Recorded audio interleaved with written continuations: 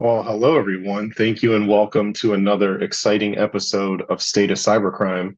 I know it's been a little while since we last connected, and David and Dvir and I are super eager to chat with everybody today. We'll go through our usual segments today. We'll start out by covering some good news. We'll talk about a couple of things that should be top of mind for everybody in the danger zone. We'll go over a few vulnerabilities. As always, feel free to use the chat or the Q&A. We do have moderators reviewing both of those so that you can get a chance to interact with us at the end. By way of intros, I guess we shouldn't skip the pleasantries here. My name's Matt Radulak, co-host, joined by David. You want to say hello, David? Hi, David Gibson. As Um, well as Dvir from Varonis Threat Labs. Hi, good morning. Nice to meet you. So oftentimes in cybersecurity, everybody likes to talk about doom and gloom. Everybody wants to know what the latest happenings are, or whether or not anyone is doing anything good in the cyberspace. And oftentimes we don't hear enough of that good news. And so that's really what we wanted to share first and foremost with you guys. We wanted to be able to show you some good news. So let's talk a little bit about Sebastian Raoul, aka Seizo Kaizen, who was arrested last year in Morocco and extradited to the USA for activities related to his role in the Shiny Hunters hacking group. Shiny Hunters and Raoul would hack into organizations to steal customer data that they later sell on various forums and darknet marketplaces and Telegram channels. It's estimated they stole somewhere in the realm of several hundred million records of sensitive information and did later plead guilty to wire fraud and aggravated identity theft in the U.S. District Court of Seattle. Unknown what sentencing is going to be, but looks like up to 27 years behind bars. yeah, it was pretty interesting to see how data centric all these attacks are and how much they were able to how much damage or estimated damage they were able to do with these. I think it was over $6 million they estimated, right? I guess that's right there Yeah. in the title slide. Yeah. So, The other thing I think is important here, people are always asking me, like, well, what is it that people actually get convicted for? And when we look here and we see wire fraud as the primary conviction and aggravated identity theft as the second one, you might think it would be related to violations of the Computer Fraud and Abuse Act, the actual hacking parts, but it's a lot more to do with the downstream financial crimes or identity crimes associated with the hack that it seems the hack itself. that's right. And so Now, you should always use wireless if you're going to hack. Now, there's a tremendous amount of buzz on the internet about AI. And I'm curious if anybody in our audience recognizes what this logo on the screen has to do with AI.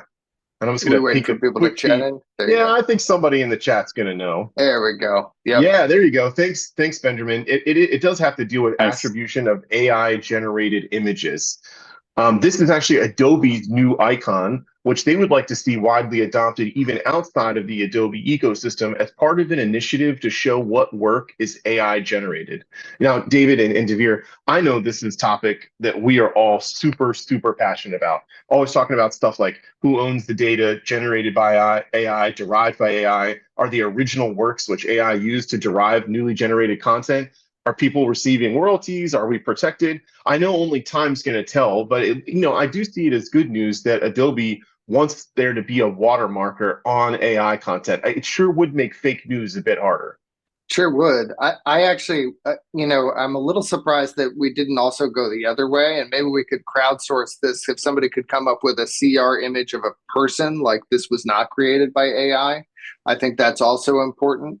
But I think it's good that we're starting the conversation of like, all right, how do we distinguish content that was created by a human or there was an image that was not manipulated from an AI derived image or piece of art from all sorts of standpoint, intellectual property, as well as just veracity and things like that.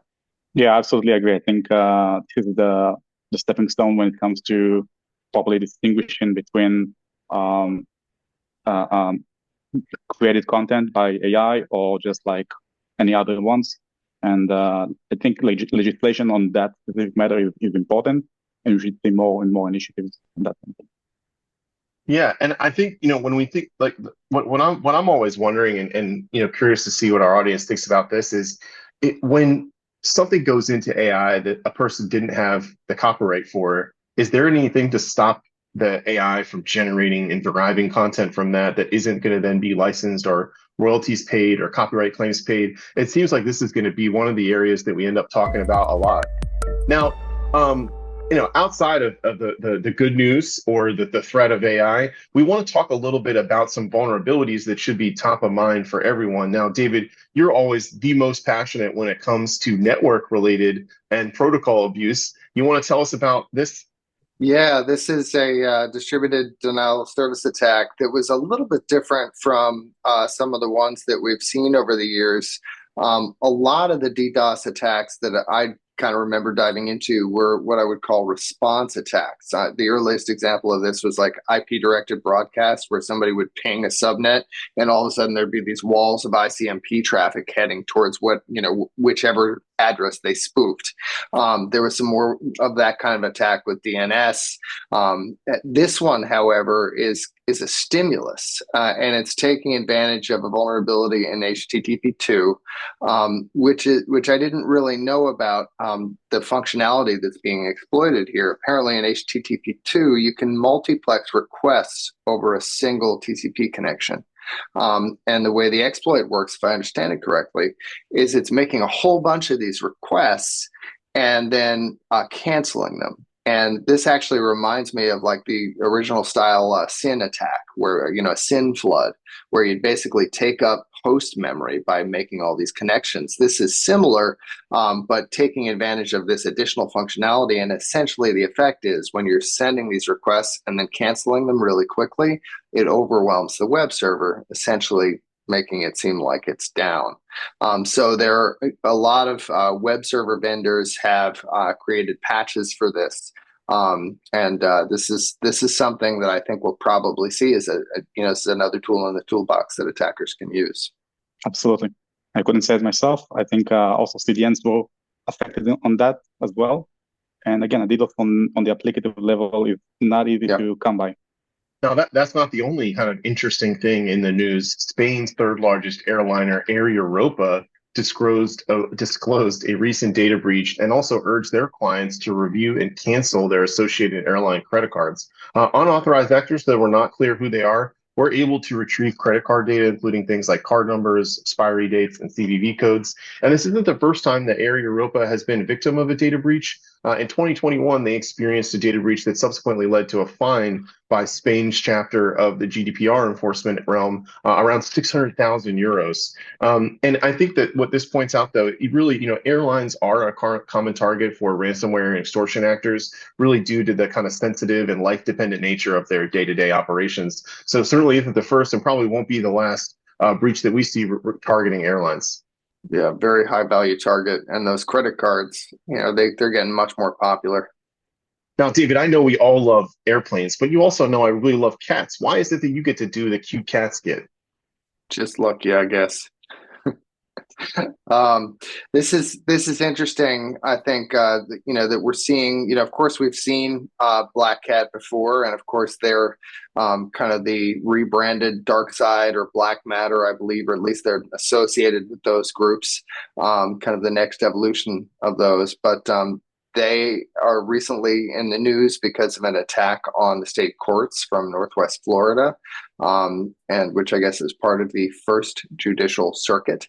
They have accessed a lot of the personal data, including a lot of information about judges and other court employees. And of course, they, have, looks like a lot of information that they could use to establish persistence, like a network map and things like that. It also looks like that the First Judicial Circuit is not playing ball and not paying the ransom. It's which I believe is why it's being made public, if I'm guessing correctly. Yeah, and not the kind of the same story as we always see with Alpha V / Black Cat, right? Like if the ransomware doesn't work, it's extortion. If that doesn't work, it's usually even downstream infections on some of the suppliers. Now, in the spirit of cat, right? We do have to talk about the Hello Kitty ransomware that ended up getting leaked. So a threat actor, Cappuccino, very, very eloquently spelled Cappuccino, also known as Gookie, purportedly leaked the source code for the first version of the Hello Kitty ransomware. Now, the actors behind the Hello Kitty ransomware claim they're going to move on to more powerful encryptors and capabilities akin to things like Lockbit. And when you actually unpack this, one thing that we learned from the leaked source code was there is some leveraging of Microsoft Visual Studio as well as Entrue Encrypt for the actual file encryption part. Now, for those of you that kind of have lost sight of where Hello Kitty kind of got its name, they're a ransomware operation known for kind of targeting corporate networks, stealing data, encrypting systems, doing that double extortion scheme. And they made a lot of headlines back in 2021 when they targeted CD Projekt Red. Now, with so many different ransomware as a service offerings, it's really unclear whether this leak will lead to more use of Hello Kitty ransomware. But I think, if anything, if other actors may choose to use this leaked code as maybe a layer of obfuscation or even for doing more extortion. Yeah, the first thing that I think is really important is we can tell by the name that this threat actor is probably operating out of a coffee shop. And would probably be good to look there if you want to apprehend him. But I thought this was interesting, Matt. When we've seen when actors are releasing source code for ransomware as a service before, that the usage of that gets picked up and used by other groups more rapidly. And I'm curious, if it looks like this might have been an intentional leak by the actor, if I'm reading that correctly, by the Hello Kitty author, because they're coming out with something so much, worse or so much more effective for their purposes. And I'm curious of what that's going to be. And I kind of hope we don't find out, but I think we probably will. Yeah, that's what the case with Babu Clocker and others. Now, as we talk about you kind of jump on the highway to the danger zone, and we talk about this double Helix heist, David, that titled our show today. You want to talk a little bit about the breach of 23andMe and what some of the uniqueness are? I know I'll have some things to add here as well.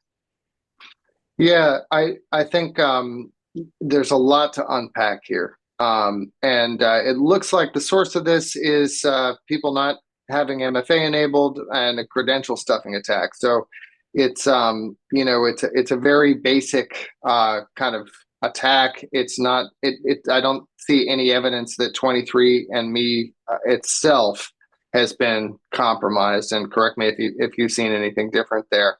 But it looks like the source of the compromise is basically attackers logging into other people's accounts. Now, what really disturbs me about this is anybody that is using 23andMe and has kind of opted into their family, find genetic relatives thing.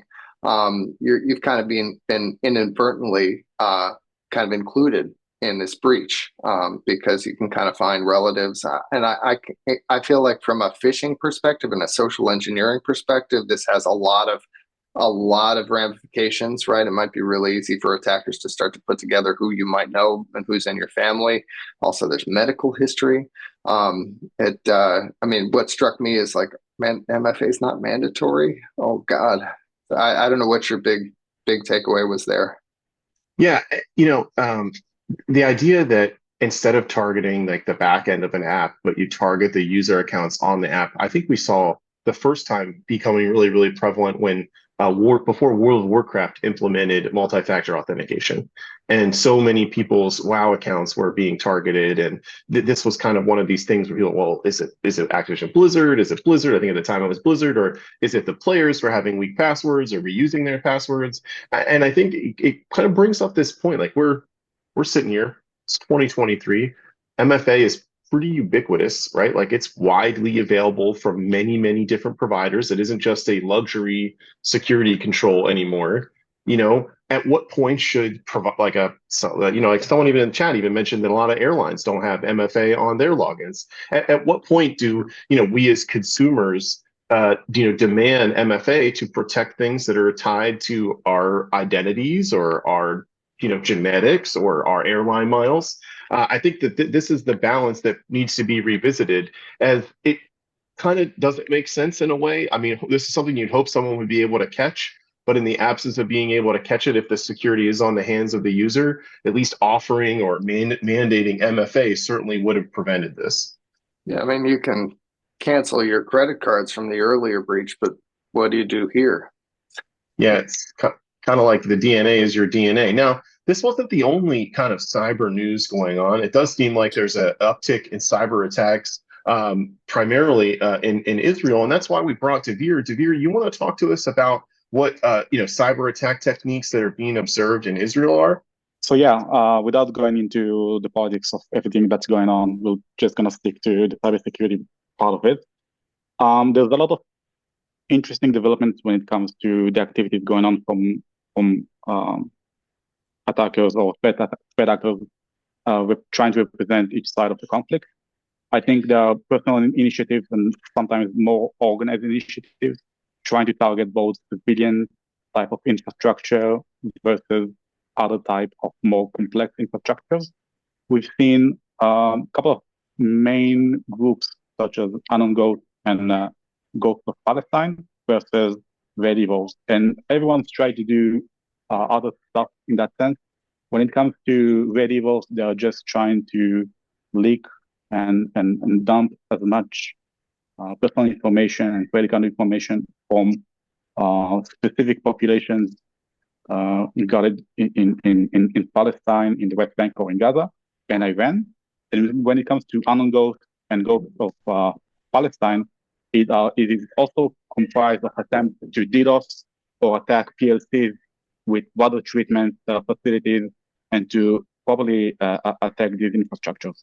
In that sense, Anon Ghost has also was able to gain access to the API keys related to the Red Alert system and publish wide events and alerts, as you can see on the right screenshot, with regard to missile attacks, imminent missile attacks.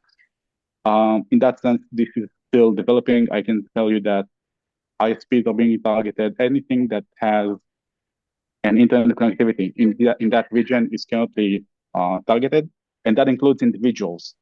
So combo lists of Israeli citizens and Palestinian citizens are being constantly attacked in order to try and gain access to their Facebook accounts, Instagram accounts, Twitter. And this is why password usage is something that we definitely try to avoid, and we definitely try to recommend all the time. Use complex passwords and MFA, and in order to protect yourself from any sort of attack, not specifically around these fields, but generally speaking, because passwords do leak, and we need to make sure that we use safe and secure passwords at all given time with different ones for each site and service, and of course, enabling MFA. Yeah, thank you, Dvir. Now, as always, we've always got some time built into the end of our shows to answer questions from you, our audience. Yeah, just had some people piping in about MFA, right? And I guess federated authentication, and things like that. But there's how that should probably be required and not cost more, I assume, right? I don't know if anybody's charging for to enable multi-factor authentication. That seems like a crazy thing. It's almost like charging for the logs you would need to secure yourself. Yeah, I think I was going to say, I think a lot of popular providers do. I want to say even Twitter got into the mix with charging for MFA at one point, if I remember, or Twitter X, formerly known as Twitter, I think is the appropriate name. Yeah. According to Rondry in the chat, it looks like Atlassian does. Dan's mentioning there's not a lot of airlines that are using it. Moira Box. Yeah. Interesting. It's crazy. Might even be worth us looking into this more and maybe writing about this, David. This could be we could have uncovered the first stone here. I think so. I mean, when with the recent Microsoft breach and them kind of saying, yeah, you know what, we're going to give you guys the logs you need to know whether you've been breached or not, or know what data was compromised. Exactly. I think that it's about time that this functionality just became table stakes for anything on the web that matters. And FIDO too, right? As well. Maybe extending it. Well, as if there's nothing else, I think that just about covers it. As always, thank you to the audience for making our show possible, and thanks to the co-hosts, David and Dvir. We appreciate you guys, and we hope to chat again soon on another episode of State of Cybercrime. Thank you very much. Thank you.